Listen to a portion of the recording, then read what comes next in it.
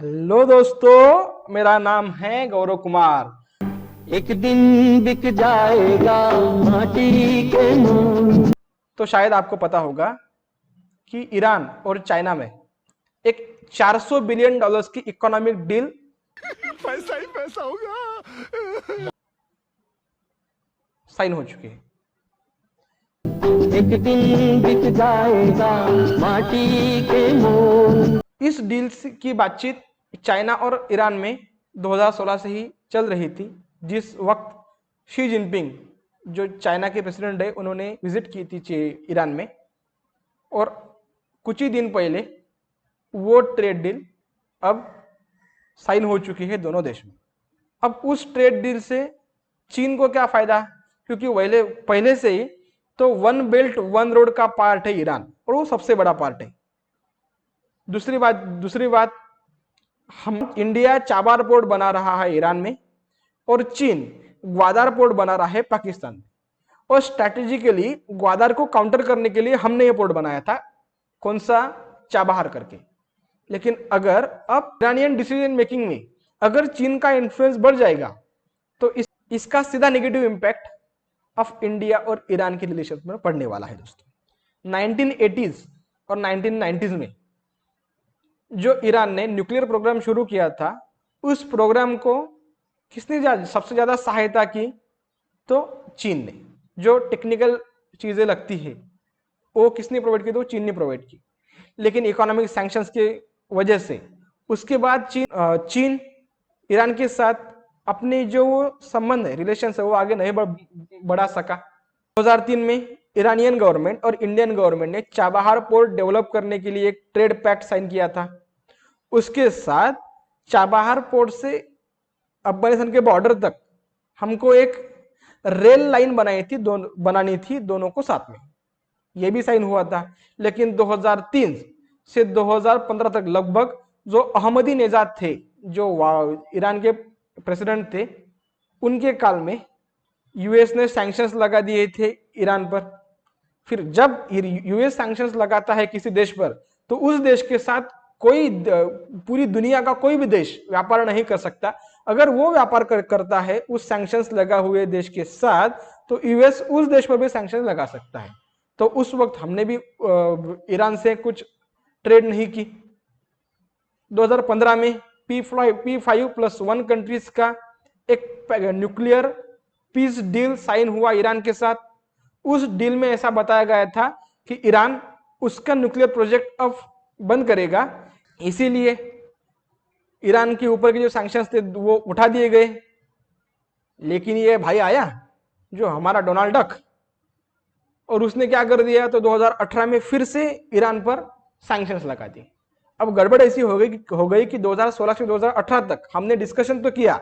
2016 में Indian prime minister गए थे ईरान, और उन्होंने मोदी जी के साथ कुछ पैक्ट पे साइन किया। कौन सा पैक्ट साइन किया, तो ये चाबहार प्रोजेक्ट वाला।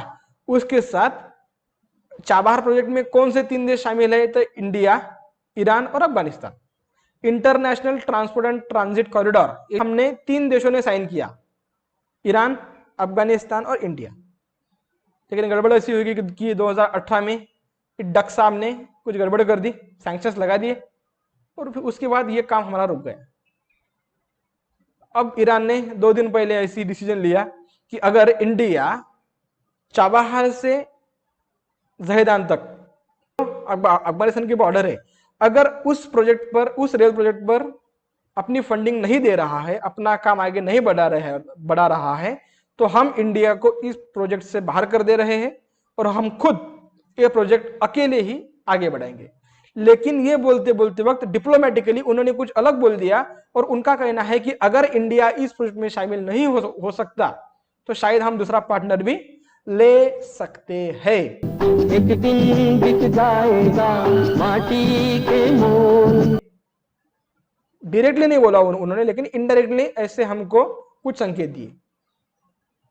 ऐसा मतलब निकलता है कि शायद चीन का कुछ इसमें हाथ रह सकता है, क्योंकि चीन इतनी बड़ी इन्वेस्टमेंट कर रहा है, लगभग 400 बिलियन डॉलर्स की इन्वेस्टमेंट कर रहा है चीन। इंडिया को ईरान ने इस प्रोजेक्ट से बाहर जो निकाल दिया, इस इंडिया को इसका क्या नुकसान भुगतना पड़ेगा? एक तो बीजिंग का इन्फ्लुएंस, बीजिंग ये चीन की कैपिटल है, बीजिंग का इन्फ्लुएंस अब ईरानियन पॉलिसी मेकिंग में बढ़ने लगा है या बढ़ जाएगा। सो हमारी जो अफगानिस्तान की पॉलिसी थी, क्योंकि हम चाबार बना ही इसलिए रहे थे कि हम अफगानिस्तान से डायरेक्टली कनेक्ट हो पाए, क्योंकि पाकिस्तान हमको इंडिया से डायरेक्टली कनेक्ट नहीं होने देता, और अफगानिस्तान में अगर पीस रहेगी तो उसका पॉजिटिव इंपैक्ट ये रहेगा कि इंडिया में भी पीस आएगी, आगे पीस रहेगी, टेररिज्म को हम कंट्रोल कर सकते हैं। लेकिन अगर ईरान एक एक करके हमको उस प्रोजेक्ट से निकालेगा, क्योंकि एक फरजाद भी ऑयल डेवलपमेंट प्रोजेक्ट था, लेकिन यूएसए के सैंक्शंस की वजह से उस प्रोजेक्ट से भी ओएनजीसी विदेश लिमिटेड को अपना हाथ पीछे खींचना पड़ा, क्योंकि सैंक्शंस ये है ना भाई, उसमें तो हम इन्वेस्टमेंट कोई नहीं कर सकता। मतलब दूसरा धक्का। तीसरा धक्का क्या है? तो international north south transport corridor INSTC वो जो बनने वाला है वो कहाँ होगा? तो इंडिया से ओमान, ओमान से ईरान, ईरान से कैस्पियन सी, और कैस्पियन सी से सीधा हम जाएंगे मॉस्को तक। लेकिन इस यूएस की सैंक्शंस की वजह से अब वो भी काम रुक गया। अब ये जो सिचुएशन है जो इंडिया के सामने खड़ी हो चुकी है, इंडिया को क्या करना पड़ेगा? तो राकेश सूद जो फॉरेन पॉलिसी के एक्सपर्ट है वो कहते हैं कि इंडिया को चीन के साथ अपने पॉलिटिकल कनेक्शंस कंटिन्यू आगे बढ़ाना है। अभी वो स्लो क्यों ना हो, क्योंकि बढ़ाना है हमको, क्योंकि हम यूएसए को तो नहीं छोड़ सकते ना, मतलब क्योंकि हमारा यूएसए तीसरे सबसे बड़ा ट्रेड पार्टनर है। लेकिन हम ईरान को भी नहीं छोड़ सकते, क्योंकि हमको अफगानिस्तान को तालिबानियों के हाथ में नहीं देना है, या हमको अफगानिस्तान में जो पीस इस्टेब्लिश होने जा रही है या होने वाली है उसको हमको और मजबूत बनाना है। वहां पर आतंकियों का राज नहीं आने देना है, इस पाकिस्तानियों का राज नहीं आने देना है। इसीलिए ईरान के साथ हमको संबंध तो आगे बढ़ाने हैं।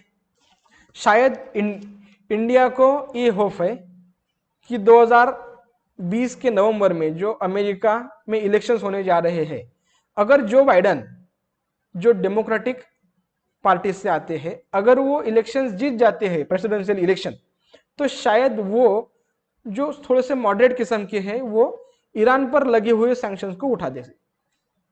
लेकिन अगर वो डोनाल्ड ट्रंप अगर आएंगे तो भाई अल्लाह मालिक है फिर इंडिया का, फिर हम कुछ नहीं कर सकते, क्योंकि परिस्थिति हमारे सामने ऐसी आ जाएगी। दोस्तों, सबसे अच्छी बात तो ये है कि चाबहार प्रोजेक्ट का पार्ट 1 फेज 1 हमने 2018 में ही शुरू कर दिया था, और सबसे पहला शिपमेंट व्हीट का जो शिपमेंट था अफगानिस्तान के लिए वो हमने 2018 में ही भेज दिया था। मतलब चाबहार पोर्ट से हमको ईरान ने नहीं निकाला हुआ है, ये अच्छी बात है। लेकिन वो जो सिर्फ रेल प्रोजेक्ट था उससे ही ईरान ऐसा बोला कि अगर इंडिया अभी इस प्रोजेक्ट में शामिल नहीं हो सकता तो शायद वो बाद में हो जाए, लेकिन हम हमारा काम शुरू कर दे रहे हैं। अब इसका एक नेगेटिव मतलब तो निकलता है कि शायद इसमें चीन भी एंटर कर दे, लेकिन अगर in government of India USA के साथ इस डिसीजन को यूएस सैंक्शन से बाहर करने के लिए सोचे, या फिर उसकी ऐसे मांग करे कि इस प्रोजेक्ट को आप सैंक्शन से बाहर रख दीजिए, तो शायद कुछ बात बन सकती है। अच्छी बात तो यह है कि ईरानियन जो अपोजिशन से या ईरानियन जो लोग हैं उनके दिल में इंडिया के प्रति एक सॉफ्ट कॉर्नर है, क्योंकि इंडिया में सबसे ज्यादा शिया मुस्लिम्स रहते हैं, पहली बात। दूसरी बात, इंडिया